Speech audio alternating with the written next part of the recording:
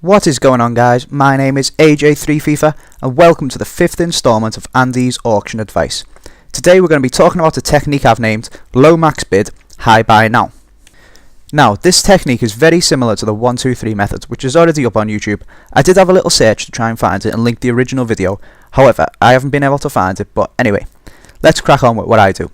I don't personally think the 1-2-3 method works very well, as it's never actually got me much profit. So what I've done is I've tweaked it and gone along the same lines, using the same principles. However, I do it slightly different, and I'll show you guys what I do now. The 1-2-3 method involves putting 10,000 minimum price, 20,000 maximum price, and 30,000 for the minimum buy now price. This is meant to filter out the informs. However, a lot of people know about this method, so there's a lot of competition trying to pick up the deals, so you don't actually make that much profit on a regular basis. So what I do is probably better referred to as the plus 10k method, because I simply put my budget in the max price and then add 10k to the minimum buy now price. So this should filter out players that are worth more than my budget, 10,000 more than my budget, but they're going for what I can afford. So for example, say I put 20,000 in the maximum price, I'll put 30,000 in the minimum buy now price, and hopefully players that are worth about 30 grand will come up. You will get some idiots who put players up like a Joe Hart for about 50 grand, but you know, most of the time they are actually worth 30 grand, and if they're going for under 20, hopefully you'll be able to pick them up and sell them on for a bit of profit. So let's have a look at what deals we can see. There's a Steven Gerrard centre midfield 4-3-3 going for 20 grand, should be able to sell him on for about 24, so that's a couple of grand profit. Most of my profit is only a couple of grand per player, so that is decent profit there. We've got an 88 David Silva, I think he's worth about 23,000, so again, it's a grand or two profit. On the next page, there's an 87 Inform Alonso there, which I actually forget to click on, but there is also Adam Johnson.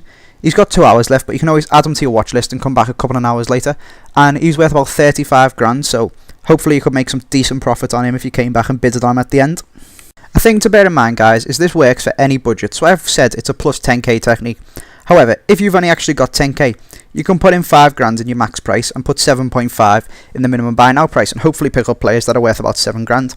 If you've got 100k, you want to bear in mind that buying players for 100 grand, they get taxed about 5, so adding 10 on isn't really going to do it. So if you're putting 100 grand in the maximum price, you probably want to put 120 in the minimum buy now price to make sure you still get a decent amount of profit for your coins after tax.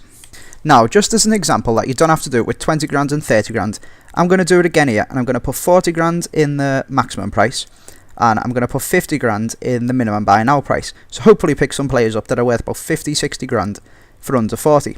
So you can see here straight away, there's that Xabi Alonso that I missed, so he's back up on my watch list and I picked him up this time. We haven't got anything on this page, I don't think. That's the Alonso again, so it's just a repeating page. But on this one, there's a 92, so that is Xavi. Going an hour left, add him to your watch list, come back, he's only 33 grand at the moment, and hopefully you could pick him up on the cheap.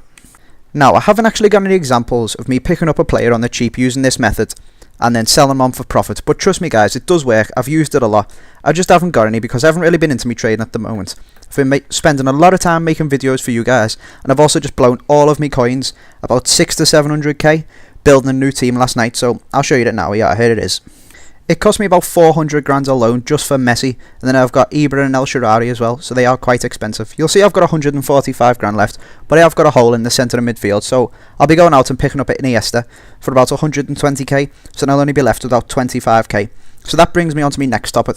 I am going to do the giveaway from last episode, so I have chosen the best answer, the one that entertained me the most. However, I won't be doing a giveaway again this week because I'm basically running a bit low on coins. But what I have been getting lately is a lot of messages off a lot of you guys asking if you could add me on the PSN. So I thought instead I'll ask you guys a question, and the person who entertains me the most I'll add on the PSN and play some games with and have a little chat to, because I like to talk to entertaining people, so why not? So without further ado, let's move on to the giveaways. First of all, I'll announce last episode's winner.